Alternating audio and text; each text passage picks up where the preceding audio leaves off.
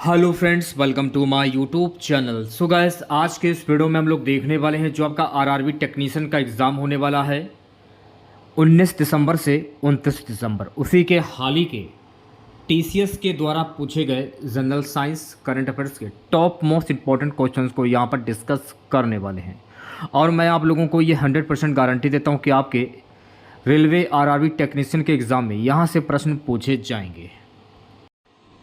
तो चलिए क्लास को शुरू करते हैं। क्लास को शुरू करने से पहले अगर आप लोगों ने इस वीडियो को अभी तक लाइक नहीं किया है तो लाइक कीजिएगा और अपने तमाम दोस्तों में इस वीडियो को ज़्यादा से ज़्यादा शेयर कीजिएगा। आज के इस क्लास की पीडीएफ आप हमारे व्हाट्सएप ग्रुप और टेलीग्राम ग्रुप से जो है वो प्राप्त कर सकते हैं। लिंक आपको वीडियो के डिस्क्रिप्शन में मिल जाएगा। पहला क्वेश्चन देखेगा, शुष्क सेल बैटरी में निम्नलिखित में से किनका विद्युत अपघट्यों के रूप में प्रयोग होता है? अमोनियम क्लोराइड और जिंक क्लोराइड ऑप्शंस में आपके हैं। सोडियम क्लोराइड और कैल्शियम क्लोराइड, सी है मैग्नीशियम क्लोराइड और जिंक क्लोराइड, डी है अमोनियम क्लोराइड और कैल्शियम क्लोराइड। शुष्क सेल बैटरी में अमोनियम क्लोराइड और जिंक क्लोराइड विद्युत अपघट्यों के रूप में प्रयोग होता है। तो इस प्रश्न का जो राइट आंसर जाएगा ऑप्शन नंबर ए के साथ में। ठीक है, अगला प्रश्न देखेगा सभी बच्चे, रेडियो तरंगे पृथ्वी की किस सतह में परावर्तित होती हैं? क्षोभ मंडल, आयन मंडल, क्षोभ सीमा या समताप मंडल? दीर्घ रेडियो तरंगे पृथ्वी की आयन मंडल की सतह से परावर्तित होती हैं। तो इस प्रश्न का जो राइट आंसर जाएगा ऑप्शन नंबर वी के साथ में। सो गाइस, अगला प्रश्न देखेगा। अगला प्रश्न क्या है? बेतार के तार का संपर्क पृथ्वी के धरातल को परावर्तित किया जाता है ट्रोपोस्फीयर द्वारा, स्ट्रेटोस्फीयर द्वारा, आइनोस्फीयर द्वारा या एक्सोस्फीयर द्वारा? बेतार के तार का संपर्क पृथ्वी के धरातल को आइनोस्फीयर के द्वारा परिवर्तित किया जाता है। तो इस प्रश्न का जो राइट आंसर जाएगा ऑप्शन नंबर सी के साथ में। अगला क्वेश्चन देखिएगा सभी बच्चे। प्यारे बच्चों, अगला प्रश्न, रेडियो तरंगों के विक्षेपण के लिए वायुमंडल के निम्नलिखित स्तरों में से कौन सा स्तर उत्तरदायी है? क्षोभ मंडल, मध्य मंडल, समताप मंडल या फिर आयन मंडल? रेडियो तरंगों के विक्षेपण के लिए वायुमंडल के आयन मंडल का स्तर उत्तरदायी है। तो इस प्रश्न का जो राइट आंसर जाएगा ऑप्शन नंबर डी के साथ में।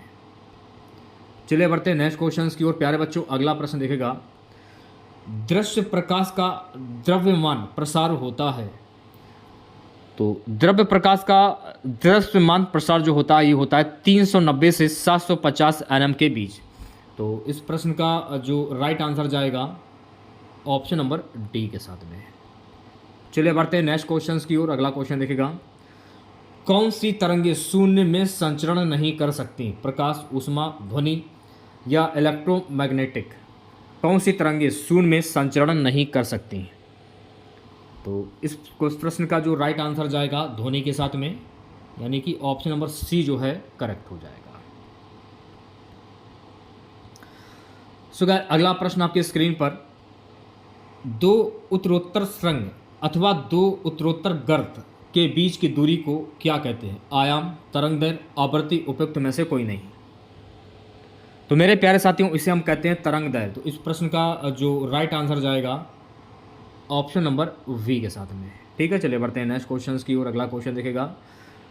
प्यारे बच्चों, अगला प्रश्न, क्रिस्टल की संरचना जानने के लिए निम्न में से किसको प्रयोग में लाया जाता है? गामा किरणें, एक्स किरणें, यूवी किरणें, दृश्य प्रकाश? क्रिस्टल की संरचना जानने के लिए एक्स किरणें प्रयोग में लाया जाता है। तो इस प्रश्न का जो राइट आंसर जाएगा मेरे प्यारे साथियों, इस प्रश्न का राइट आंसर जाएगा ऑप्शन नंबर वी के साथ में। अगला क्वेश्चन देखेगा सभी बच्चे, एक रडार शत्रु के वायुयान की उपस्थिति का पता लगाता है, प्रयोग करता है? प्रकाश तरंगे, रेडियो तरंगे, ध्वनि तरंगे, कर्णातीत तरंगे? तो इस प्रश्न का जो राइट आंसर जाएगा मेरे प्यारे बच्चों ऑप्शन नंबर वी के साथ में, रेडियो तरंगे। नेक्स्ट क्वेश्चन देखिएगा सभी बच्चे। प्यारे बच्चों, अगला प्रश्न है, जब समताप मंडल में ओजोन का अवक्षय होता है तो पृथ्वी के धरातल पर पतित विकिरण की तरंग दैर्घ्य कितनी होती है? 10 से 10 mm, 10 से 7 m, 10 से 2 m या 100 m। जब समताप मंडल में ओजोन का अपक्षय होता है तो पृथ्वी के धरातल पर पतित विकिरण की तरंग दैर्घ्य लगभग होती है 10 से 7 m। तो इस प्रश्न का जो राइट आंसर जाएगा ऑप्शन नंबर वी के साथ में। जिन बच्चों ने अभी तक इस क्लास को अभी तक लाइक नहीं किया है तो यार क्या कर रहे हो आप लोग, लाइक कीजिएगा। हर एक पीडीएफ मैं आपको बिल्कुल निःशुल्क में देता हूं। जो भी क्लास है आप लोगों की चैनल सारी पीडीएफ बिल्कुल निःशुल्क में देता हूं। एक पैसा मैं आप लोगों से नहीं लेता हूं। मैं आपसे सिर्फ एक लाइक की उम्मीद कर रहा हूं, सिर्फ एक लाइक की। अगर आप मेरे वीडियो को लाइक कर देंगे तो मैं समझ लूँगा कि मेरी मेहनत सफल हुई। तो मेरे प्यारे बच्चों, वीडियो को ज़्यादा से ज़्यादा लाइक कीजिएगा और हमें सपोर्ट कीजिए। अगला प्रश्न क्या है, निम्नलिखित में से किस एक प्रकार की तरंगों का प्रयोग राष्ट्रीय दृष्टि उपकरण में किया जाता है? रेडियो तरंग, सूक्ष्म तरंग, अवरक्त तरंग, इनमें से कोई नहीं। अवरक्त तरंगों का, तो इस प्रश्न का जो राइट आंसर जाएगा मेरे प्यारे बच्चों, इस प्रश्न का राइट आंसर जाएगा ऑप्शन नंबर सी के साथ में। ठीक है, नेक्स्ट क्वेश्चन देखिएगा। अगला प्रश्न क्या है कि आंतों के रोगों के निदान में निम्न किरणों का उपयोग किया जाता है? एक्स किरण, किरण, बी किरण या वाई किरण? आंतों के रोगों के निदान में एक्स किरण का उपयोग किया जाता है। तो राइट आंसर की अगर मैं बात करूं तो प्यारे बच्चों इस प्रश्न का जो राइट आंसर जाएगा ऑप्शन नंबर ए के साथ में। ठीक है, चलिए बढ़ते हैं नेक्स्ट क्वेश्चन की ओर। 13वां प्रश्न है कि सीटी स्कैन करने में प्रयोग में लाई जाती है अवरक्त किरणें, पराश्रव्य तरंगें, दृश्य प्रकाश या एक्स किरणें? तो सीटी स्कैन करने में प्रयोग में लाई जाती है मेरे प्यारे बच्चों एक्स किरणें। तो इस प्रश्न का जो राइट आंसर जाएगा ऑप्शन नंबर डी के साथ में। ठीक है, चलिए बढ़ते हैं नेक्स्ट क्वेश्चन की और अगला क्वेश्चन देखेगा। ध्वनि का वेग अधिकतम किस पर होता है? वायु में, द्रव में, धातु में या निर्वात में? सो गाइस, ध्वनि का जो वेग होता है ना, ये धातु में अधिकतम होता है। तो इस प्रश्न का जो राइट आंसर जाएगा ऑप्शन नंबर सी के साथ में। सो गाइस, अगला प्रश्न देखेगा।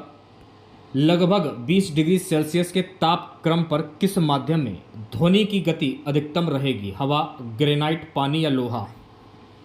लगभग 20 डिग्री सेल्सियस के तापक्रम पर जो लोहा जो है ना, ये ध्वनि की गति अधिकतम इसकी रहेगी। तो राइट आंसर की अगर मैं बात करूं तो प्यारे बच्चों राइट आंसर जाएगा ऑप्शन नंबर डी के साथ में। चलिए बढ़ते हैं नेक्स्ट क्वेश्चन की और अगला क्वेश्चन देखिएगा सभी बच्चे। ध्वनि तरंगें निर्वात में चल सकती हैं, केवल ठोस माध्यम में चल सकती हैं, केवल गैसों में चल सकती हैं, ठोस तथा गैस दोनों माध्यमों से चल सकती हैं। ध्वनि तरंगें केवल ठोस तथा गैस दोनों माध्यमों से चल सकती हैं। तो इस प्रश्न का जो राइट आंसर जाएगा ऑप्शन नंबर डी के साथ में। ठीक है, चलिए बढ़ते हैं नेक्स्ट क्वेश्चन की ओर। अगला प्रश्न है, म्यूजिक कंसर्ट्स के लिए हॉल की दीवारों को ध्वनि को बढ़ाना चाहिए, ध्वनि प्रेषित करना चाहिए, ध्वनि को परावर्तित करना चाहिए, ध्वनि का अवशोषण करना चाहिए? तो राइट आंसर की अगर मैं बात करूं तो प्यारे बच्चों इस प्रश्न का जो राइट आंसर जाएगा ध्वनि का अवशोषण करना चाहिए। ऑप्शन नंबर डी करेक्ट हो जाएगा। ठीक है, चलिए बढ़ते हैं नेक्स्ट क्वेश्चन की ओर। गाइस, अगला प्रश्न हमारा है कि स्पष्ट रूप से प्रतिध्वनि सुनने के लिए परावर्तित सतह और सुनने वाले के मध्य कम से कम दूरी होनी चाहिए। 165 फीट, 165 मीटर, 16.5 फीट, 16.5 मीटर। स्पष्ट रूप से प्रतिध्वनि सुनने के लिए परावर्तित सतह और सुनने वाले के मध्य कम से कम दूरी होनी चाहिए 16.5 मीटर। तो इस प्रश्न का जो राइट आंसर जाएगा मेरे प्यारे बच्चों ऑप्शन नंबर डी के साथ में। अगला क्वेश्चन देखिएगा सभी बच्चे। सुगाइस, अगला प्रश्न है, ध्वनि के स्रोत व परावर्ती सतह के बीच न्यूनतम कितनी दूरी होनी चाहिए जिससे कि प्रतिध्वनि स्पष्ट रूप से सुनाई दे सके? 10 मीटर, 16.5 मीटर, 24 मीटर या 30 मीटर? ध्वनि के स्रोत व परावर्ती सतह के बीच न्यूनतम कितनी दूरी होनी चाहिए? 16.5 मीटर। तो इस प्रश्न का जो राइट आंसर जाएगा ऑप्शन नंबर वी के साथ में। करेक्ट है। चलिए बढ़ते हैं नेक्स्ट क्वेश्चन की और अगला क्वेश्चन देखेगा सभी बच्चे। प्यारे बच्चों, अगला प्रश्न है, ध्वनि का वायु में वेग अनुमानित कितना होता है? 10 किलोमीटर प्रति सेकंड, 10 मील 330 मीटर प्रति सेकंड, 3 × 100 सेंटीमीटर प्रति सेकंड। तो ध्वनि का वायु में वेग अनुमानित कितना होता है? 10 मील प्रति मिनट। तो राइट आंसर की अगर मैं बात करूं तो राइट आंसर जाएगा ऑप्शन नंबर वी के साथ में। करेक्ट है। नहीं, करेक्ट नहीं है। इसका आंसर जाएगा ऑप्शन नंबर सी के साथ में 330 मीटर प्रति सेकंड। तो सी ऑप्शन जो है करेक्ट हो जाएगा। करते हैं नेक्स्ट क्वेश्चन की ओर। अगला क्वेश्चन देखेगा सभी बच्चे, प्यारे बच्चों, अगला प्रश्न देखेगा। चंद्रमा के धरातल पर दो व्यक्ति एक दूसरे की बात नहीं सुन सकते, इसका कारण क्या है? चंद्रमा पर उनके कान काम करना बंद कर देते हैं, बी है चंद्रमा पर वायुमंडल नहीं है, सी है चंद्रमा पर वे विशेष प्रकार के अंतरिक्ष सूट पहने रहते हैं, चंद्रमा पर ध्वनि बहुत ही मंद गति से चलती है।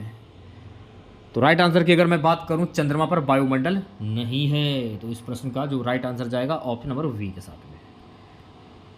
चलिए बढ़ते हैं नेक्स्ट क्वेश्चन। अगला क्वेश्चन देखेगा। पराशब्द वे ध्वनियाँ हैं जिनकी आवृत्ति होती है 20,000 हर्ट्ज से अधिक, 10,000 हर्ट्ज से कम, 1,000 हर्ट्ज के बराबर, उपयुक्त में से कोई नहीं।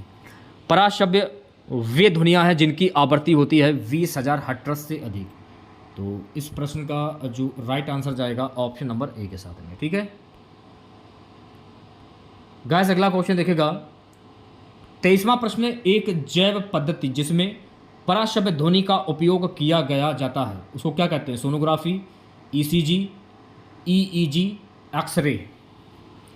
एक जैव पद्धति जिसमें पराशब्द ध्वनि का उपयोग किया जाता है उसे हम कहते हैं सोनोग्राफी। तो इस प्रश्न का जो राइट आंसर जाएगा मेरे प्यारे बच्चों ऑप्शन नंबर ए के साथ में, सोनोग्राफी।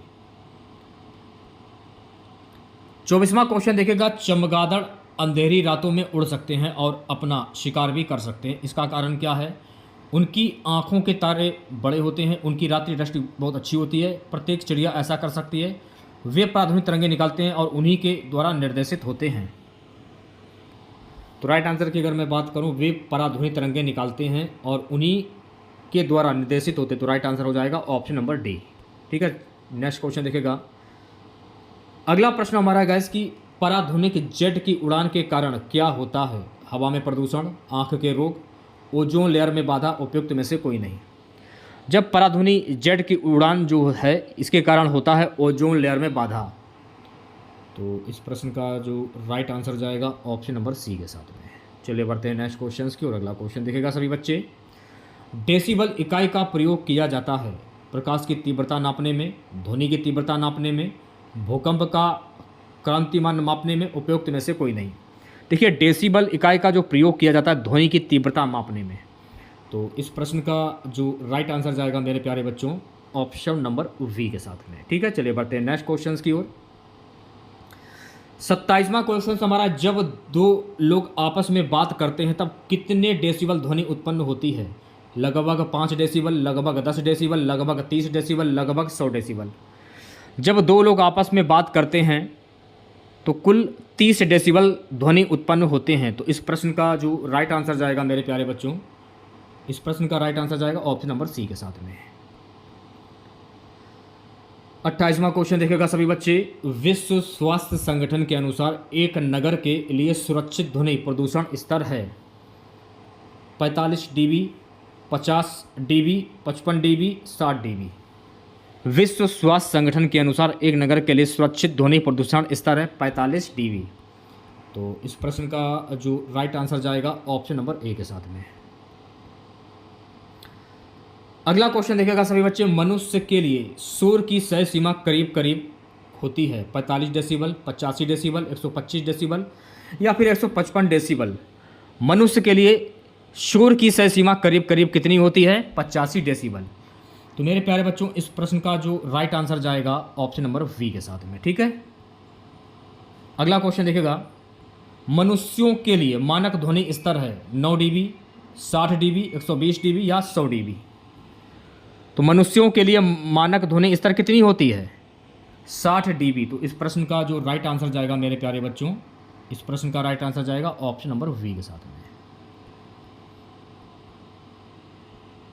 अगला क्वेश्चन आपके स्क्रीन पर। जब सितार और बांसुरी पर एक ही स्वर बजाया जाए तो उनसे उत्पन्न ध्वनि का भेद निम्नलिखित में से अंतर के कारण किया जाता है? केवल ध्वनि गुणता के कारण। तो इस प्रश्न का जो राइट आंसर जाएगा मेरे प्यारे बच्चों ऑप्शन नंबर सी के साथ में। ठीक है, चलिए बढ़ते हैं नेक्स्ट क्वेश्चन के प्यारे बच्चों। अगला प्रश्न देखेगा। निम्न में से किसकी तरंग लंबाई सबसे अधिक होती है? इंफ्रारेड, एक्स किरणें, दृष्टिगोचर प्रकाश, रेडियो तरंगे। रेडियो तरंगे की लंबाई सबसे अधिक होती है। तो इस प्रश्न का जो राइट आंसर जाएगा मेरे प्यारे बच्चों, इस प्रश्न का राइट आंसर जाएगा ऑप्शन नंबर डी के साथ में। अगला क्वेश्चन आपकी स्क्रीन पर, एक टीवी सेट को चलाने के लिए निम्नलिखित में से किस एक का टीवी रिमोट नियंत्रण इकाई द्वारा प्रयोग किया जाता है? प्रकाश तरंगे, ध्वनि तरंगे, सूक्ष्म तरंगे, रेडियो तरंगे। एक टीवी सेट को चलाने के लिए रेडियो तरंगे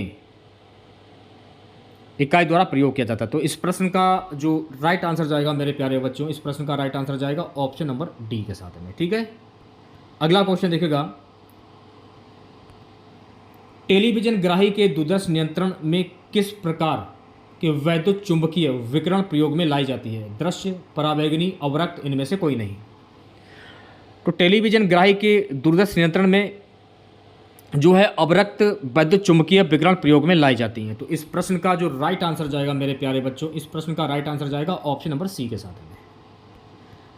अगला क्वेश्चन देखिएगा, दूरदर्शन प्रसारण में चित्र संदेशों का संचरण होता है आयाम मांडुलन द्वारा, आवर्ती मांडुलन द्वारा, कला मांडुलन द्वारा या कोण मांडुलन द्वारा? तो दूरदर्शन प्रसारण में चित्र संदेशों का संचरण होता है आयाम मांडुलन द्वारा। तो इस प्रश्न का जो राइट आंसर जाएगा मेरे प्यारे बच्चों, इस प्रश्न का राइट आंसर जाएगा ऑप्शन नंबर ए के साथ में। अगला क्वेश्चन आपके स्क्रीन पर, सार्वभौमिक गुरुत्वाकर्षण स्थिरांक जी का मान निम्न किसके द्वारा निर्धारित किया गया था? हेनरी कर्डविस, आंतोइन एल लाबुशिए, Isaac Newton, John Dalton. Henry Cavendish. तो इस प्रश्न का जो राइट आंसर जाएगा मेरे प्यारे बच्चों, इस प्रश्न का राइट आंसर जाएगा ऑप्शन नंबर ए के साथ में। ठीक है, नेक्स्ट क्वेश्चन देखिएगा गाइस, अगला प्रश्न है कि डायनेमो जिसे बिजली उत्पादन हेतु कथित रूप से प्रयोग में लाते हैं वह वास्तव में आयंस के स्रोत के रूप में कार्य करता है। बी, इलेक्ट्रिक चार्ज का स्रोत होता है, ऊर्जा का परिवर्तित होता है, इलेक्ट्रॉन का स्रोत होता है। डायनेमो जिसे बिजली उत्पादन हेतु कथित रूप से प्रयोग में लाते हैं वह वास्तव में ऊर्जा का परिवर्तक होता है। तो इस प्रश्न का जो राइट आंसर जाएगा मेरे प्यारे बच्चों ऑप्शन नंबर सी के साथ में। ठीक है, नेक्स्ट क्वेश्चन देखिएगा। सो गाइस, अगला प्रश्न हमारा है कि डायनेमो परिवर्तित करता है उच्च वोल्टेज को निम्न वोल्टेज में, विद्युत ऊर्जा को यांत्रिक ऊर्जा में, यांत्रिक ऊर्जा को विद्युत ऊर्जा में, निम्न वोल्टेज को उच्च वोल्टेज में। डायनेमो परिवर्तित करता है, तो डायनेमो परिवर्तित करता है यांत्रिक ऊर्जा को विद्युत ऊर्जा में। तो राइट आंसर की अगर मैं बात करूं तो प्यारे बच्चों राइट आंसर जाएगा ऑप्शन नंबर सी के साथ में। अगला क्वेश्चन देखिएगा, डायनेमो का कार्य क्या है? इंपॉर्टेंट क्वेश्चन से एक बार देख लीजिएगा आप लोग। डायनेमो का कार्य क्या होता है? तो डायनेमो का कार्य होता है यांत्रिक ऊर्जा को विद्युत ऊर्जा में बदलना। तो राइट आंसर की अगर मैं बात करूं, राइट आंसर जाएगा ऑप्शन नंबर सी के साथ में। नेक्स्ट क्वेश्चन देखिएगा सभी बच्चे। प्यारे बच्चों, अगला प्रश्न है कि टरबाइन व डायनेमो से बिजली प्राप्त करने में किस ऊर्जा को विद्युत ऊर्जा में परिवर्तित करते हैं? रासायनिक ऊर्जा, सौर ऊर्जा, मैकेनिकल ऊर्जा या मैग्नेटिक ऊर्जा? टरबाइन व डायनेमो से बिजली प्राप्त करने में मैकेनिकल ऊर्जा को विद्युत ऊर्जा में परिवर्तित करते हैं। तो राइट आंसर की अगर मैं बात करूं तो प्यारे बच्चों इस प्रश्न का जो राइट आंसर जाएगा ऑप्शन नंबर सी के साथ में। नेक्स्ट क्वेश्चन देखिएगा, जब वैद्युतिक ऊर्जा गति में परिवर्तित होती है तब क्या होता है? ऊष्मा की कोई हानि नहीं होती, 50% ऊष्मा की हानि होती है, 30% ऊष्मा को हानि होती है, 80% ऊष्मा को हानि होती है। ऊष्मा की कोई हानि नहीं होती है। तो इस प्रश्न का जो राइट आंसर जाएगा मेरे प्यारे बच्चों ऑप्शन नंबर ए के साथ में। नेक्स्ट क्वेश्चन देखिएगा, विद्युत ऊर्जा को यांत्रिक ऊर्जा में बदलने वाली युक्ति को क्या कहते हैं? डायनेमो, ट्रांसफार्मर, विद्युत मोटर, इंडक्टर। विद्युत ऊर्जा को यांत्रिक ऊर्जा में बदलने वाली युक्ति को हम कहते हैं मेरे प्यारे बच्चों विद्युत मोटर कहते हैं। तो इस प्रश्न का जो राइट आंसर जाएगा ऑप्शन नंबर सी के साथ में। अगला क्वेश्चन देखिएगा सभी बच्चे, कम वोल्टेज पर कार्य करने पर विद्युत मोटर प्राय जल जाते हैं, इसका कारण क्या है? इसका कारण जो है वो है वे अधिक विद्युत धारा खींचते हैं जो वोल्टेज के प्रतिलोमानुपाती होते हैं। तो इस प्रश्न का जो राइट आंसर जाएगा ऑप्शन नंबर ए के साथ में। अगला प्रश्न देखिएगा, टंगस्टन धातु की खोज टर्बन बर्गमैन ने कब की थी? 1681, 1781, 1881 या 1981? टंगस्टन धातु की खोज टॉर्बन बर्गमैन ने कब की थी? वर्ष 1781 में की थी। तो इस प्रश्न का जो राइट आंसर जाएगा मेरे प्यारे बच्चों ऑप्शन नंबर वी के साथ में। ठीक है, चलिए बढ़ते हैं नेक्स्ट क्वेश्चन की ओर। अगला क्वेश्चन देखिएगा, जलते हुए विद्युत बल्ब के तंतु का ताप सामान्यता होता है। तो जलते हुए विद्युत बल्ब के तंतु का ताप सामान्यता होता है 2000 डिग्री सेल्सियस से 2500 डिग्री सेल्सियस। तो इस प्रश्न का जो राइट आंसर जाएगा ऑप्शन नंबर सी के साथ में। अगला क्वेश्चन देखिएगा, अगला क्वेश्चन है कि बिजली के बल्ब का तंतु किसका बना होता है? मैग्नीशियम का, लोहे का, नाइक्रोम का या टंगस्टन का? तो बिजली के बल्ब का जो तंतु जो है ना ये बना होता है टंगस्टन का। तो इस प्रश्न का जो राइट आंसर जाएगा मेरे प्यारे बच्चों ऑप्शन नंबर डी के साथ में। ठीक है, अगला प्रश्न, 3 पिन बिजली के प्लग में सबसे लंबी पिन को जोड़ना चाहिए आधार सिरे से, सजीव सिरे से, उदासीन सिरे से या किसी भी सिरे से? 3 पिन बिजली के प्लग में सबसे लंबी पिन को जोड़ना चाहिए आधार सिरे से। तो राइट आंसर की अगर मैं बात करूं तो प्यारे बच्चों इस प्रश्न का जो राइट आंसर जाएगा ऑप्शन नंबर ए के साथ में। अगला क्वेश्चन देखिएगा, विद्युत उपकरणों में अर्थ का उपयोग होता है खर्च को कम करने के लिए, क्योंकि उपकरण 3 फेज में काम करते हैं, सुरक्षा के लिए, फ्यूज के रूप में। विद्युत उपकरणों में अर्थ का उपयोग होता है सुरक्षा के लिए। तो इस प्रश्न का जो राइट आंसर जाएगा मेरे प्यारे बच्चों, इस प्रश्न का राइट आंसर जाएगा ऑप्शन नंबर सी के साथ में। चलिए बढ़ते हैं नेक्स्ट क्वेश्चन की ओर। अगला क्वेश्चन देखिएगा, सर्वाधिक विद्युत चालकता वाला तत्व क्या है? चांदी, कॉपर, एल्यूमिनियम या लोहा? तो सर्वाधिक विद्युत चालकता वाला जो तत्व है वो है चांदी। तो इस प्रश्न का जो राइट आंसर जाएगा मेरे प्यारे बच्चों, इस प्रश्न का राइट आंसर जाएगा ऑप्शन नंबर ए के साथ में। अगला प्रश्न है, निम्न में से कौन सा विद्युत का सबसे अच्छा सुचालक है? एल्यूमिनियम, तांबा, लोहा या सोना? विद्युत का सबसे अच्छा सुचालक कौन सा है? यह है तांबा। तो इस प्रश्न का जो राइट आंसर जाएगा मेरे प्यारे बच्चों, इस प्रश्न का राइट आंसर जाएगा ऑप्शन नंबर वी के साथ में। अगला क्वेश्चन देखिएगा, फ्यूज का सिद्धांत है विद्युत का रासायनिक प्रभाव, विद्युत का यांत्रिक प्रभाव, विद्युत का ऊष्मीय प्रभाव, विद्युत का चुंबकीय प्रभाव? तो फ्यूज का जो सिद्धांत है यह है विद्युत का ऊष्मीय प्रभाव। तो इस प्रश्न का जो राइट आंसर जाएगा ऑप्शन नंबर सी के साथ में। चलिए बढ़ते हैं नेक्स्ट क्वेश्चन की ओर। अगला क्वेश्चन देखिएगा सभी बच्चे, फ्यूज में प्रयुक्त होने वाले तार की विशेषता क्या होती है? तो फ्यूज में प्रयुक्त होने वाले तार की विशेषता होती है उच्च प्रतिरोधक शक्ति, निम्न गलनांक। तो राइट आंसर की अगर मैं बात करूं तो राइट आंसर आपका जाएगा ऑप्शन नंबर सी के साथ में। ठीक है, चलिए बढ़ते हैं नेक्स्ट क्वेश्चन की ओर। अगला क्वेश्चन देखिएगा, घर की सुरक्षित विद्युत सप्लाई के लिए उपयोग में लाने वाली फ्यूज तार जिस धातु की बनी होती है उसका गलनांक कम होता है, गलनांक ज़्यादा होता है, प्रतिरोध कम होता है, उपयुक्त में से कोई नहीं। घर की सुरक्षित विद्युत सप्लाई के लिए उपयोग में लाने वाली फ्यूज तार जो है ना गलनांक कम होता है। तो इस प्रश्न का जो राइट आंसर जाएगा ऑप्शन नंबर ए के साथ में। Option number A correct. Next question देखिएगा प्यारे बच्चों, अगला प्रश्न है, हैलोजन लैंप का तंतु निम्न की मिश्र धातु का होता है? टंगस्टन एवं आयोडीन, टंगस्टन एवं ब्रोमीन, टंगस्टन एवं सोडियम, मॉलिब्डेनम एवं सोडियम। हैलोजन लैंप का तंतु निम्न किस धातु का बना होता है? टंगस्टन एवं सोडियम। तो इस प्रश्न का जो राइट आंसर जाएगा मेरे प्यारे बच्चों ऑप्शन नंबर सी के साथ में। ठीक है, नेक्स्ट क्वेश्चन देखिएगा, अगला प्रश्न है कि घरेलू विद्युत तार स्थापन मूलतः श्रेणी संबंध है, समांतर संबंध है, श्रेणी और समांतर संबंधों का संयोग है, प्रत्येक कमरे के अंदर श्रेणी संबंध और समांतर संप्रबंधन।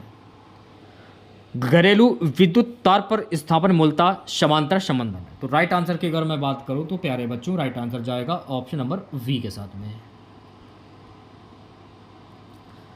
अगला क्वेश्चन, मानव शरीर शुष्क के विद्युत प्रतिरोध के परिणाम की कोटि क्या है? 102 ओम, 104 ओम, 10 ओम, 108 37 एच। मानव शरीर शुष्क के विद्युत प्रतिरोध के परिणाम की कोटि क्या है? 10 ओम। तो राइट आंसर की बात करूं तो इस प्रश्न का जो राइट आंसर जाएगा ऑप्शन नंबर सी के साथ में।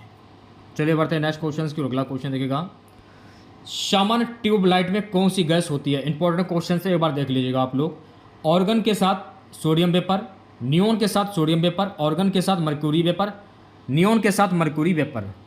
सामान्य ट्यूबलाइट में कौन सी गैस होती है? ऑर्गन के साथ मर्क्यूरी वेपर। तो इस प्रश्न का जो राइट आंसर जाएगा मेरे प्यारे बच्चों, इस प्रश्न का राइट आंसर जाएगा ऑप्शन नंबर सी के साथ में। अगला प्रश्न है, फ्लोरोसेंट ट्यूब प्रतिदीप्ति बल्ब में कौन सी गैस भरी जाती है? नियोन, सोडियम, मरकरी और नियोन। फ्लोरोसेंट ट्यूब प्रतिदीप्ति बल्ब में जो है मरकरी और नियोन गैस भरी जाती है। तो इस प्रश्न का जो राइट आंसर जाएगा मेरे प्यारे बच्चों ऑप्शन नंबर डी के साथ में। लाइक कर दीजिए वीडियो को यार, क्या कर रहे हो आप लोग? लाइक नहीं कर रहे हो। लाइक की संख्या बहुत ही ज़्यादा कम है, लाइक कीजिए वीडियो को ज़्यादा से ज़्यादा। अगला क्वेश्चन देखेगा सभी बच्चे, प्यारे बच्चों। अगला प्रश्न है कि एक बिजली के बल्ब की अपेक्षा एक फ्लोरेसेंट ट्यूब को अधिमान दिया जाता है, इसका कारण क्या है? तो इसका कारण है फ्लोरेसेंट ट्यूब बिजली के बल्ब की अपेक्षा वैद्युत ऊर्जा का प्रकाश ऊर्जा में परिवर्तन अधिक मात्रा में करती है। तो इस प्रश्न का जो राइट आंसर जाएगा ऑप्शन नंबर डी के साथ में, ठीक है। अगला क्वेश्चन हमारा गाइस कि श्वेत प्रकाश को नली में कैसे पैदा करते हैं? तांबे के तार को गर्म करके, तंतु को गर्म करके, परमाणु को उत्सर्जित करके, अणुओं को दोलित कर। श्वेत प्रकाश को नली में कैसे पैदा करते हैं? तो श्वेत प्रकाश को नली में तंतु को गर्म करके पैदा करते हैं। तो राइट आंसर की अगर मैं बात करूं तो प्यारे बच्चों इस प्रश्न का जो राइट आंसर जाएगा ऑप्शन नंबर वी के साथ में। प्यारे बच्चों अगला प्रश्न, विद्युत बल्ब के अंदर कौन सी गैस होती है? ऑक्सीजन, वायु, कार्बन डाइऑक्साइड, आर्गन। विद्युत बल्ब के अंदर जो है ना आर्गन गैस होती है, ऑर्गन। तो इस प्रश्न का जो राइट आंसर जाएगा ऑप्शन नंबर डी के साथ में, ठीक है। नेक्स्ट क्वेश्चन देखेगा। अगला प्रश्न है गैस कि ट्रांसफार्मर जो हैं ये प्रयुक्त होते हैं एसी को डीसी बदलने के लिए, डीसी को एसी बदलने के लिए, डीसी वोल्टेज का उपचयन करने के लिए, एसी वोल्टेज का उपचयन या अपचयन करने के लिए। तो ट्रांसफार्मर प्रयुक्त होते हैं एसी वोल्टेज का उपचयन या अपचयन करने के लिए। तो इस प्रश्न का जो राइट आंसर जाएगा मेरे प्यारे बच्चों ऑप्शन नंबर डी के साथ में, ठीक है। नेक्स्ट क्वेश्चन देखेगा। अगला प्रश्न है, प्रत्यावर्ती धारा किसके लिए उपयुक्त नहीं है? स्टोरेज बैटरी को चार्ज करने हेतु, इलेक्ट्रिक मोटर चलाने हेतु, विद्युत शक्ति संचारण हेतु, इलेक्ट्रिक टोस्टर को गर्म करने हेतु। तो प्रत्यावर्ती धारा किसके लिए उपयुक्त नहीं है? स्टोरेज बैटरी को चार्ज करने हेतु। तो इस प्रश्न का जो राइट आंसर जाएगा मेरे प्यारे बच्चों ऑप्शन नंबर ए के साथ में, ठीक है। चलिए बढ़ते हैं नेक्स्ट क्वेश्चंस की ओर। प्रत्यावर्ती धारा को डिस्ट धारा में परिवर्तित करने वाली युक्ति को क्या कहते हैं? इन्वर्टर, रेक्टिफायर, ट्रांसफार्मर या ट्रांसमीटर। प्रत्यावर्ती धारा को डिस्ट धारा में परिवर्तित करने वाली युक्ति को हम कहते हैं रेक्टिफायर। तो इस प्रश्न का जो राइट आंसर जाएगा मेरे प्यारे बच्चों ऑप्शन नंबर वी के साथ में, ठीक है। अगला प्रश्न है कि पृथ्वी के चुंबकीय क्षेत्र का कारण क्या है? भूकरोड़ के अंदर की चक्र धाराएं, इसके केंद्र में मौजूद विशाल चुंबक, पृथ्वी के बाहर अंतरिक्ष में गतिमान आवेश, उपयुक्त में से कोई नहीं। पृथ्वी के चुंबकीय क्षेत्र का कारण क्या है? भूकरोड़ के अंदर की चक्र धाराएं। तो इस प्रश्न का जो राइट आंसर जाएगा मेरे प्यारे बच्चों ऑप्शन नंबर ए के साथ में, ठीक है। नेक्स्ट क्वेश्चन देखेगा। अगला प्रश्न है इसकी अति चालक का लक्षण उच्च पारगम्यता, निम्न पारगम्यता, शून्य पारगम्यता, अनंत पारगम्यता। अति चालक का लक्षण शून्य पारगम्यता। तो इस प्रश्न का जो राइट आंसर जाएगा मेरे प्यारे बच्चों इस प्रश्न का राइट आंसर जाएगा ऑप्शन नंबर सी के साथ में। नव आवरीकृत उच्च ताप अति चालक है। मिश्र धातुएं, शुद्ध दुर्लभ मृदा धातुएं, सिरेमिक ऑक्साइड, अकार्बनिक बहुलक। नव आवरीकृत उच्च ताप अति चालक है, सिरेमिक ऑक्साइड। तो इस प्रश्न का जो राइट आंसर जाएगा मेरे प्यारे बच्चों ऑप्शन नंबर सी के साथ में। 68वां क्वेश्चन हमारा, अर्धचालक की चालकता 0 डिग्री केल्विन के ताप पर होती है। 105 ओम, 10 से 1 ओम, 10 ओम या 0। अर्धचालक की चालकता 0 डिग्री केल्विन ताप पर होती है, 0। तो राइट आंसर की अगर मैं बात करूं तो प्यारे बच्चों इस प्रश्न का जो राइट आंसर जाएगा ऑप्शन नंबर डी के साथ में। अगला क्वेश्चन देखिएगा सभी बच्चे, परम शून्य तापमान पर अर्धचालकों में विद्युत प्रतिरोध हो जाता है संपूर्ण अनंत, अल्प, उच्च या शून्य। परम शून्य तापमान पर अर्धचालकों में विद्युत प्रतिरोध हो जाता है संपूर्ण अनंत। तो इस प्रश्न का जो राइट आंसर जाएगा मेरे प्यारे बच्चों ऑप्शन नंबर ए के साथ में।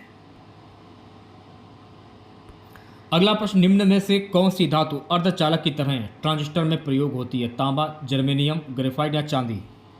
कौन सी धातु अर्धचालक की तरह ट्रांजिस्टर में प्रयोग होती है? जर्मेनियम। तो इस प्रश्न का जो राइट आंसर जाएगा मेरे प्यारे बच्चों, इस प्रश्न का राइट आंसर जाएगा ऑप्शन नंबर बी के साथ में। क्वेश्चन देखिएगा सभी बच्चे, अगला प्रश्न है गाइस कि साइक्लोट्रॉन किसको त्वरित करने के लिए प्रयुक्त किया जाता है? न्यूट्रॉन, प्रोटॉन, परमाणु, आयन। साइक्लोट्रॉन जो है ना, ये प्रोटॉन को त्वरित करने के लिए प्रयुक्त किया जाता है। तो इस प्रश्न का जो राइट आंसर जाएगा मेरे प्यारे बच्चों, ऑप्शन नंबर वी के साथ में। चलिए बढ़ते हैं नेक्स्ट क्वेश्चन की ओर। अगला क्वेश्चन देखेगा, पेय जल में गामा उत्सर्जक समस्थानिक हैं या नहीं, इसकी पुष्टि निम्नलिखित में से किससे की जा सकती है? सूक्ष्मदर्शी, सीसा पट्टिका, प्रस्फुरण गणक या स्पेक्ट्रमी प्रकाशमापी। किसके द्वारा की जाती है? किसके द्वारा की जा सकती है? स्पेक्ट्रमी प्रकाशमापी। तो इस प्रश्न का जो राइट आंसर जाएगा ऑप्शन नंबर डी के साथ में। ठीक है, अगला क्वेश्चन देखेगा सभी बच्चे, प्यारे बच्चों। अगला प्रश्न हमारा है, निम्न विकिरण प्रकारों में से किसमें सर्वाधिक ऊर्जा होती है? दृश्य किरणों में, एक्सरे, अल्ट्रावायलेट, इंफ्रारेड। निम्न विकिरण प्रकारों में से किसमें सर्वाधिक ऊर्जा होती है? एक्सरे में। तो इस प्रश्न का जो राइट आंसर जाएगा मेरे प्यारे बच्चों, ऑप्शन नंबर वी के साथ में। सूर्य पर ऊर्जा का निर्माण होता है नाभिकीय विखंडन द्वारा, नाभिकीय संलयन द्वारा, ऑक्सीकरण अभिक्रियाओं द्वारा, अवकरण अभिक्रियाओं द्वारा। सूर्य पर ऊर्जा का निर्माण होता है तो मेरे प्यारे बच्चों, सूर्य पर ऊर्जा का जो निर्माण है ना, नाभिकीय संलयन के द्वारा होता है। तो इस प्रश्न का जो राइट आंसर जाएगा मेरे प्यारे बच्चों, ऑप्शन नंबर वी के साथ में। ठीक है, अगला क्वेश्चन देखेगा सही बच्चे, प्यारे बच्चों। अगला प्रश्न हमारा है कि तारे अपनी ऊर्जा निम्न में से किस प्रकार प्राप्त करते हैं? नाभिकीय संयोजन के फलस्वरूप, नाभिकीय विखंडन से, रासायनिक क्रिया से, गुरुत्वाकर्षण खिंचाव से। तो तारे अपनी ऊर्जा जो है ना, नाभिकीय संयोजन के फलस्वरूप करते हैं। तो इस प्रश्न का जो राइट आंसर जाएगा मेरे प्यारे बच्चों, ऑप्शन नंबर ए के साथ में। अगला प्रश्न, सितारों में अक्षय ऊर्जा के स्रोत का कारण क्या है? हाइड्रोजन का हीलियम में परिवर्तन, हीलियम का हाइड्रोजन में परिवर्तन, रेडियोधर्मी पदार्थों का क्षय, ऑक्सीजन की अधिकता जो जलने में सहायक था ऊर्जा उत्पन्न करती है।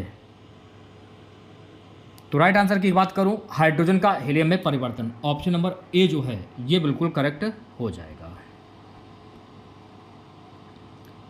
अगला क्वेश्चन देखिएगा, एक कृत्रिम उपग्रह में विद्युत ऊर्जा का स्रोत क्या होता है? सौर सेलें, लघु नाभिकीय रिएक्टर, डायनामो, थर्मोपाइल।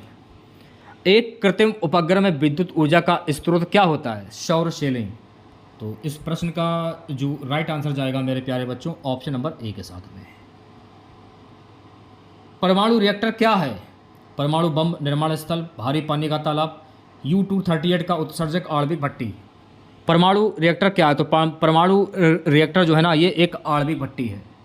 तो इस प्रश्न का जो राइट आंसर जाएगा मेरे प्यारे बच्चों, ऑप्शन नंबर डी के साथ में। ठीक है, अगला क्वेश्चन देखेगा सभी बच्चे, प्यारे बच्चों। अगला प्रश्न है कि नाभिकीय रिएक्टर और परमाणु बम में यह अंतर है कि, नाभिकीय रिएक्टर और परमाणु बम में क्या अंतर है? नाभिकीय रिएक्टर में श्रृंखला अभिक्रिया नियंत्रित होती। तो इस प्रश्न का जो राइट आंसर जाएगा वी ऑप्शंस के साथ में है। ठीक है, चलिए बढ़ते हैं नेक्स्ट क्वेश्चन की और अगला क्वेश्चन देखेगा, कोबाल्ट 60 आमतौर पर विकिरण चिकित्सा में प्रयुक्त होता है क्योंकि यह उत्सर्जित करता है अल्फा किरणें, बीटा किरणें, गामा किरणें या फिर एक्स किरणें। कोबाल्ट 60 आमतौर पर विकिरण चिकित्सा में प्रयुक्त होता है क्योंकि यह उत्सर्जित करता है गामा किरणें। तो इस प्रश्न का जो राइट आंसर जाएगा ऑप्शन नंबर सी के साथ में। ओके, अगला क्वेश्चन देखिएगा, भारत में प्रचुर मात्रा में उपलब्ध महत्वपूर्ण नाभिकीय ईंधन है uranium, thorium, iridium, plutonium. Bharat में प्रचुर मात्रा में उपलब्ध महत्वपूर्ण नाभिकीय ईंधन को क्या कहते हैं? थोरियम कहते हैं। तो इस प्रश्न का जो राइट आंसर जाएगा मेरे प्यारे बच्चों, ऑप्शन नंबर बी के साथ में। ठीक है, नेक्स्ट क्वेश्चन देखिएगा सभी बच्चे, एक रेडियोधर्मी तत्व जिसके भारत वर्ष में बड़े भंडार पाए जाते हैं? Plutonium, radium, thorium, uranium. एक रेडियोधर्मी तत्व जिसके भारत वर्ष में बड़े भंडार पाए जाते हैं? थोरियम के। तो इस प्रश्न का जो राइट आंसर जाएगा मेरे प्यारे बच्चों, ऑप्शन नंबर सी के साथ में। अगला प्रश्न, निम्नलिखित में कौन सा तत्व परमाणु ईंधन की श्रेणी में नहीं आता है? Cadmium, thorium, plutonium, uranium. कौन सा तत्व परमाणु ईंधन की श्रेणी में नहीं आता है? कैडमियम। तो इस प्रश्न का जो राइट आंसर जाएगा ऑप्शन नंबर ए के साथ में। ठीक है, अगला क्वेश्चन देखेगा।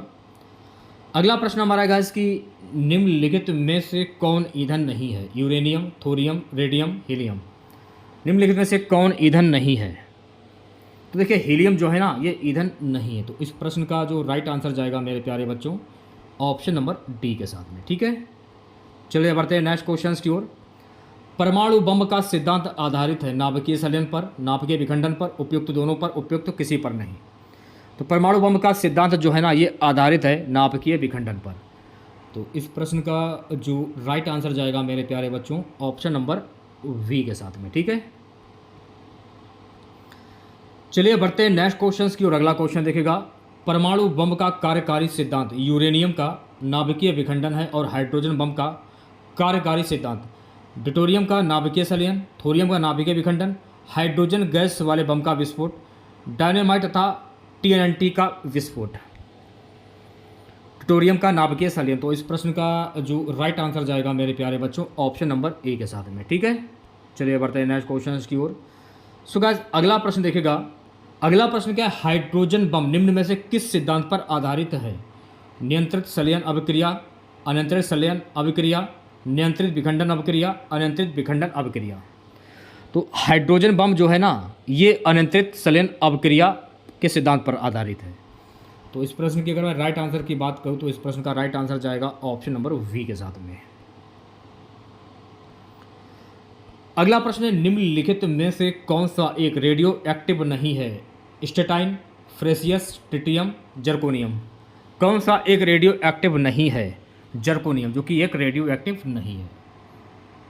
तो राइट आंसर की अगर मैं बात करूं तो राइट आंसर जाएगा ऑप्शन नंबर डी के साथ में। ठीक है, नेक्स्ट क्वेश्चन देखेगा प्यारे बच्चों। अगला प्रश्न है विद्युत उत्पन्न करने के लिए कौन सी धातु का उपयोग होता है? यूरेनियम, लोहा, तांबा, एल्युमिनियम।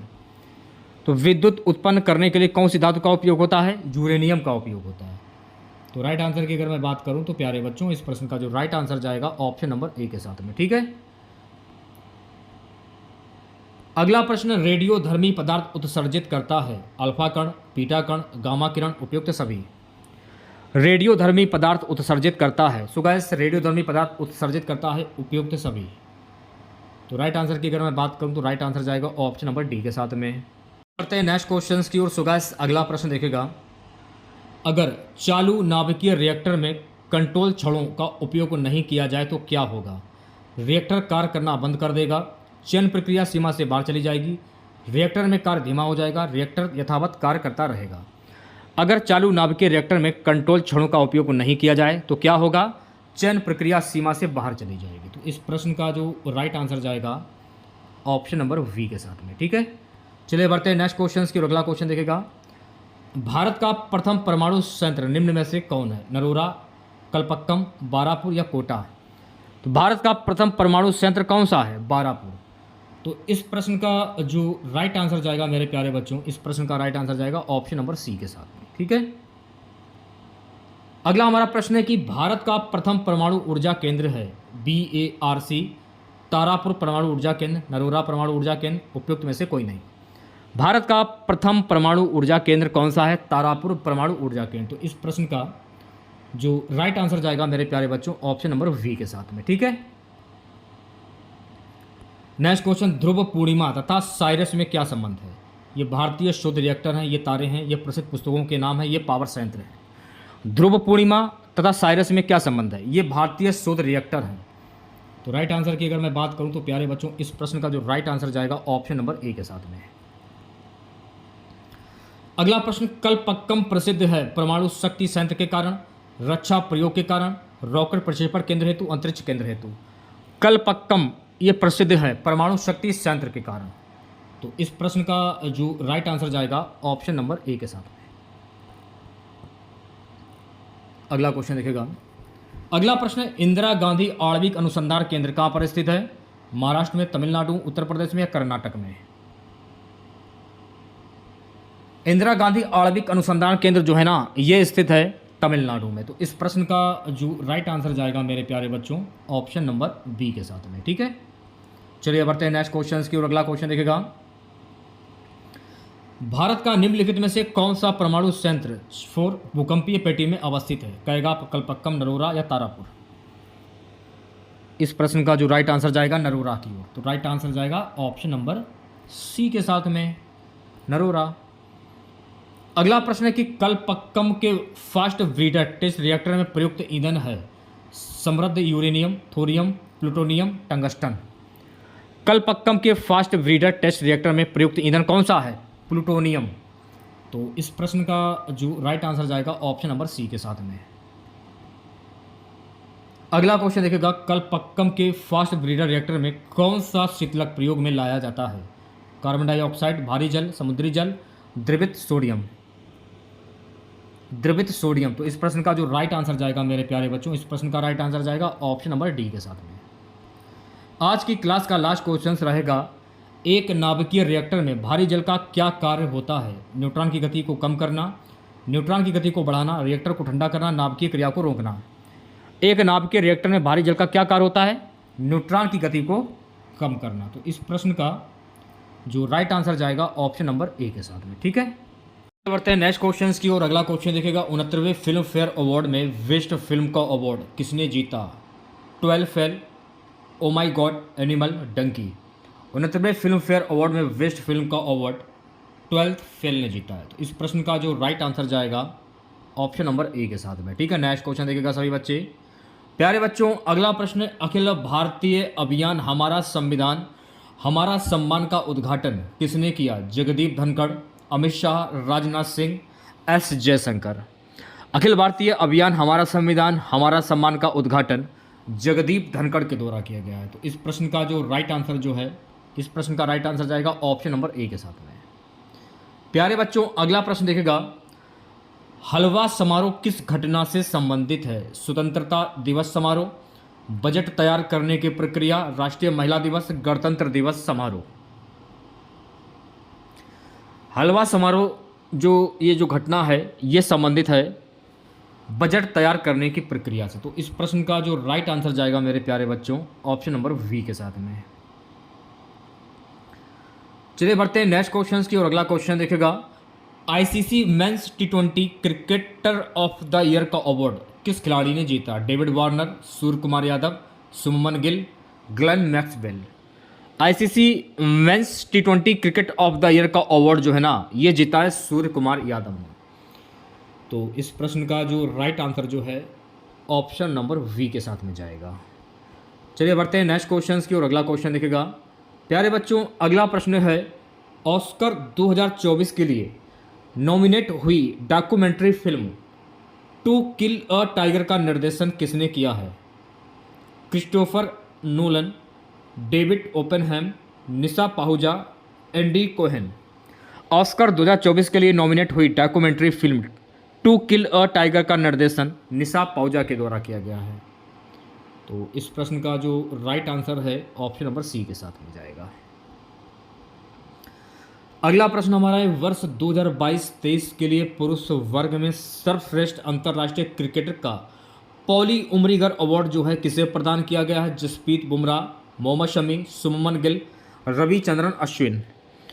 वर्ष 2022-23 के लिए पुरुष वर्ग में सर्वश्रेष्ठ अंतर्राष्ट्रीय क्रिकेटर का पॉली उमरीगर अवार्ड जो है ना ये प्रदान किया गया है सुमन गिल को। तो राइट आंसर की अगर मैं बात करूं तो प्यारे बच्चों इस प्रश्न का जो राइट आंसर जाएगा ऑप्शन नंबर सी के साथ में। सो गाइस, अगला प्रश्न देखेगा कि कर्पूरी ठाकुर को भारत रत्न मरणोपरांत से सम्मानित किया जाएगा। वह किस राज्य के पूर्व मुख्यमंत्री थे? उत्तर प्रदेश, मध्य प्रदेश, बिहार या फिर हरियाणा। ये बिहार राज्य के पूर्व मुख्यमंत्री थे कर्पूरी ठाकुर। तो इस प्रश्न का जो राइट आंसर जाएगा मेरे प्यारे बच्चों ऑप्शन नंबर सी के साथ में। नेक्स्ट क्वेश्चन देखेगा, प्रधानमंत्री सूर्योदय योजना निम्न में से किससे संबंधित है? सूरजमुखी की खेती से, बाल स्वास्थ्य से, ग्रामीण आवास से, रूफटॉप सोलर पैनल से। प्रधानमंत्री सूर्योदय योजना जो है ना रूफटॉप सोलर पैनल से संबंधित है। तो इस प्रश्न का जो राइट आंसर जाएगा मेरे प्यारे बच्चों ऑप्शन नंबर डी के साथ में।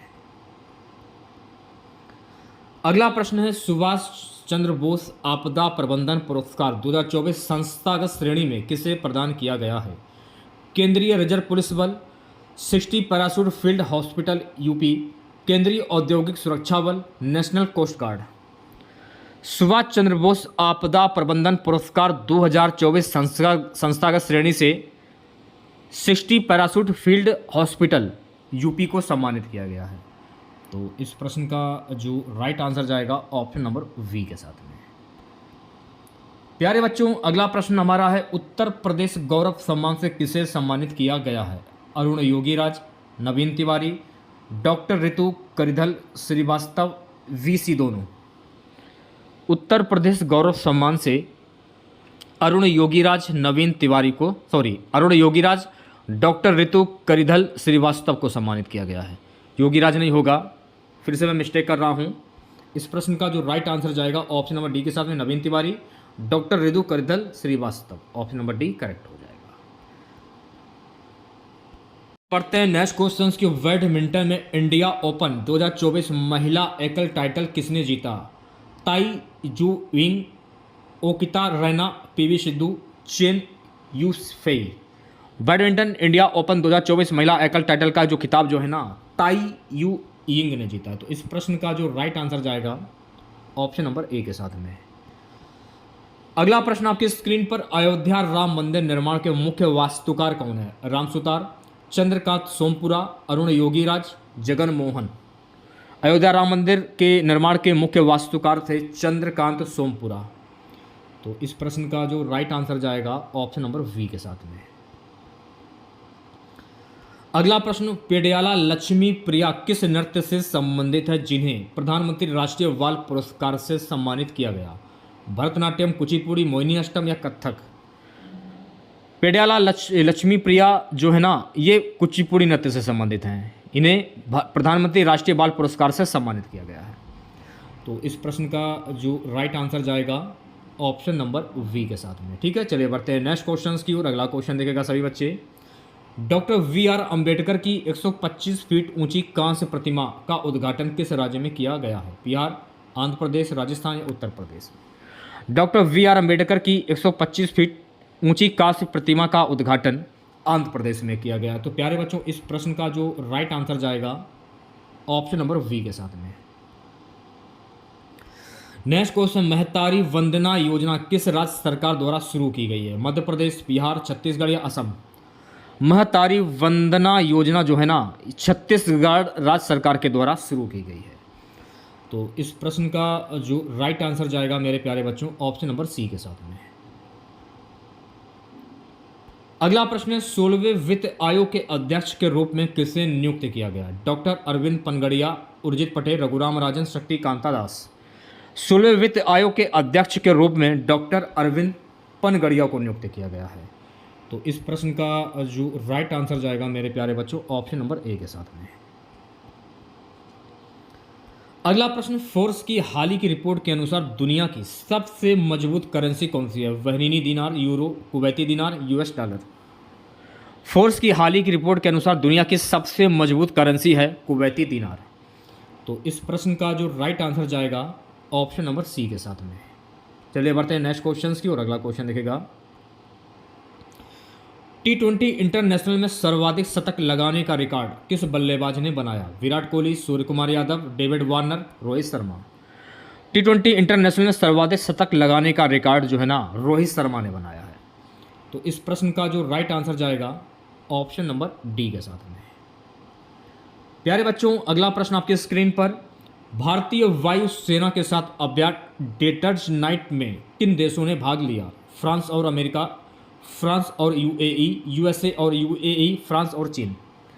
भारतीय वायुसेना के साथ अभ्यास डेटर्स नाइट में फ्रांस और यूएई ने भाग लिया है। तो इस प्रश्न का जो राइट आंसर जाएगा ऑप्शन नंबर वी के साथ में।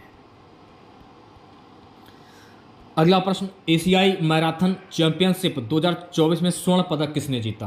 हुआंग, युंगझुंग, मानसिंह, टिया पकिन एल्या, अश्विनी जाधव। एशियाई मैराथन चैंपियनशिप 2024 में स्वर्ण पदक जो है ना, ये मानसिंह के द्वारा जीता गया। तो इस प्रश्न का जो राइट आंसर जाएगा मेरे प्यारे बच्चों ऑप्शन नंबर बी के साथ में। अगला प्रश्न देखेगा सभी बच्चे, नए दिशा निर्देशों के अनुसार कोचिंग सेंटरों में नामांकन के लिए छात्रों की न्यूनतम आयु क्या है? 14 वर्ष, 16 वर्ष, 15 वर्ष या फिर 18 वर्ष। नए दिशा निर्देशों के अनुसार कोचिंग सेंटरों में नामांकन के लिए छात्रों की न्यूनतम आयु 16 वर्ष। तो इस प्रश्न का जो राइट आंसर जो है ऑप्शन नंबर बी के साथ में जाएगा। अगला प्रश्न, ईरान और पाकिस्तान के बीच हालिया तनाव का मुख्य कारण क्या है? धार्मिक मतभेद, आर्थिक प्रतिस्पर्धा, सीमा विवाद, सांस्कृतिक संघर्ष। ईरान और पाकिस्तान के बीच हालिया तनाव का मुख्य जो कारण है वो है सीमा विवाद। तो इस प्रश्न का जो राइट आंसर जाएगा ऑप्शन नंबर सी के साथ में। सो गाइस, अगला प्रश्न आपकी स्क्रीन पर, नीति आयोग के अनुसार पिछले 9 वर्षों में भारत में गरीबी दर में कितनी गिरावट दर्ज की गई है? 27 से लगभग 9%, 25 से लगभग 17%, 29 से लगभग 11%, 20 से लगभग 15%। नीति आयोग के अनुसार पिछले 9 वर्षों में भारत में गरीबी दर में करीब 29 से लगभग 11% जो है गिरावट दर्ज की गई है। तो इस प्रश्न का जो राइट आंसर जाएगा ऑप्शन नंबर सी के साथ में। ठीक है, चलिए बढ़ते हैं नेक्स्ट क्वेश्चन की ओर। सर्वश्रेष्ठ फीफा पुरुष खिलाड़ी 2023 का पुरस्कार किसने जीता? सर्वश्रेष्ठ फीफा पुरुष खिलाड़ी 2023 का जो पुरस्कार है ना, लियोनेल मेसी ने जीता है। तो इस प्रश्न का जो राइट आंसर जाएगा ऑप्शन नंबर वी के साथ में। अगला प्रश्न, सर्वश्रेष्ठ फीफा महिला खिलाड़ी 2023 का पुरस्कार किसने जीता? सर्वश्रेष्ठ फीफा महिला खिलाड़ी 2023 का जो पुरस्कार है ना, एटाना बोनमती ने जीता है। तो इस प्रश्न का जो राइट आंसर जाएगा ऑप्शन नंबर वी के साथ में। ठीक है, नेक्स्ट क्वेश्चन देखिएगा सभी बच्चे। श्री राम जन्मभूमि परिसर में रामलला का प्राण प्रतिष्ठा कार्यक्रम कब किया गया? 21 जनवरी 2024, 22 जनवरी 2024, 16 जनवरी 2024, 15 जनवरी 2024। श्री राम जन्मभूमि परिसर में रामलला का प्राण प्रतिष्ठा कार्यक्रम 22 जनवरी 2024 को किया गया है। तो इस प्रश्न का जो राइट आंसर जाएगा ऑप्शन नंबर वी के साथ में। अगला प्रश्न, विश्व आर्थिक मंच की 54वीं बैठक का विषय क्या है? वैश्विक चुनौतियां, तकनीकी प्रगति, विश्वास का पुनर्निर्माण, आर्थिक समृद्धि। विश्व आर्थिक मंच की 54वीं वार्षिक बैठक का विषय है विश्वास का पुनर्निर्माण। तो इस प्रश्न का जो राइट आंसर जाएगा ऑप्शन नंबर सी के साथ में। अगला क्वेश्चन देखिएगा सभी बच्चे। रानी मार्गरेट द्वितीय के बाद डेनमार्क के नए राजा कौन नियुक्त हुए हैं? रानी मार्गरेट द्वितीय के बाद डेनमार्क के नए राजा नियुक्त हुए हैं प्रिंस फ्रेडरिक एक्स। तो इस प्रश्न का जो राइट आंसर जाएगा प्यारे बच्चों ऑप्शन नंबर वी के साथ में। अगला क्वेश्चन देखिएगा सभी बच्चे। भारत के सबसे लंबे पुल का क्या नाम है? राजीव गांधी सेतु, नेवा शेवा अटल सेतु, इंदिरा गांधी ब्रिज, सरदार पटेल चौराहा। भारत के सबसे लंबे पुल का नाम क्या है? नेवा शेवा अटल सेतु। तो इस प्रश्न का जो राइट आंसर है ऑप्शन नंबर वी की ओर जाएगा। ठीक है प्यारे बच्चों, अगला क्वेश्चन देखेगा। किस आतंकवादी समूह ने सोमालिया में संयुक्त राष्ट्र के हेलीकॉप्टर पर कब्जा किया? तालिबान, ISIS, अल शबाब, बोको हराम। अल शबाब ने। तो इस प्रश्न का जो राइट आंसर है, इस प्रश्न का राइट आंसर जाएगा सी ऑप्शन के साथ में। 131वां क्वेश्चन देखेगा। किस विशिष्ट कमांडो इकाई ने ऑपरेशन चलाया? नौसेना के जवान, SAAS विशेष हवाई सेवा, Marcos, GIGN national gendarmerie intervention group. तो इस प्रश्न का जो राइट आंसर जाएगा मेरे प्यारे बच्चों MARCOS. Option number C correct हो जाएगा। ठीक है, चलिए बढ़ते हैं नेक्स्ट क्वेश्चन की और अगला क्वेश्चन देखेगा। हाल ही में सरकार द्वारा लॉन्च किया गया प्रेरणा क्या है? एक नया खेल गतिविधि कार्यक्रम, एक अनुभवात्मक शिक्षण कार्यक्रम, एक छात्रवृत्ति पहल, एक सरकारी रोजगार योजना। हाल ही में सरकार द्वारा लॉन्च किया गया प्रेरणा जो है ना, एक अनुभवात्मक शिक्षण कार्यक्रम है।